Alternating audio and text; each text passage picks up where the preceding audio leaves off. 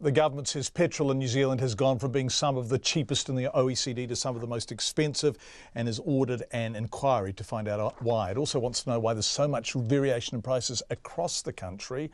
So just who does pay the most and how much do they pay? Colin Young reports.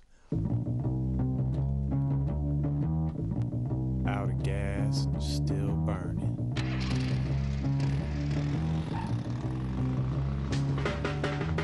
We start our tour of the nation's petrol stations at the top of the country in Kaikohi, where a litre of unleaded will set you back $2.06 at both of the town's two petrol stations.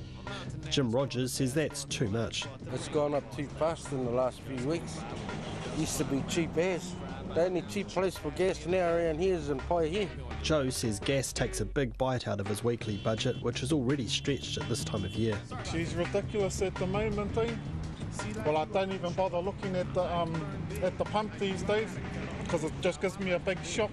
Well, this year we got clever and got MTA vouchers to sort of help our Christmas out this year. A few hours down the road in Auckland, the price suddenly slips below $2 a litre to $1.99. But like a lot of things in Auckland, the price changes depending on your suburb and can be as high as $2.10. It's increasing all the time here, rapidly. Perhaps I'm cynical and negative about it, but I've kind of conditioned myself to just expect it. We're saying no to the children and can't travel around as much, but yeah. Yeah, well that's a V8. So I don't use it as much, no. Next we head down the west coast to New Plymouth, famous for its rugby players, lush dairy pasture and offshore oil drilling. And it seems proximity to the oil supply does bring benefits, with petrol even cheaper here than in Auckland, coming in at a sharp price of $1.94 a litre. But not everybody in New Plymouth is sharing the love. At my local garage it's 6 cents dearer than it is here, so I have to come in here and get it.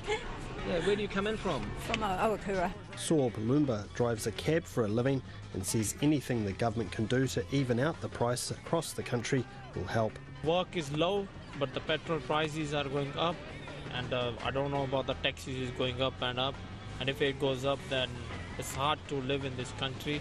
Down to the bottom of the North Island and in downtown Wellington, the price rockets up to $2.15, 21 cents a litre more than the cheapest price RNZ News found today in New Plymouth.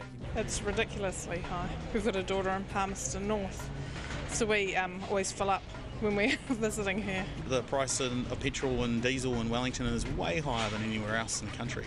It's appalling. Travelling across Cook Strait to the mainland, there's certainly more uniformity of price, but not in a good way, with most of the major outlets locking in their price at $2.15 a litre in both Christchurch and Dunedin. Christchurch driver Phil Davis says the difference between the two islands is the presence of competing gull stations in the North Island, something the South Island does not have.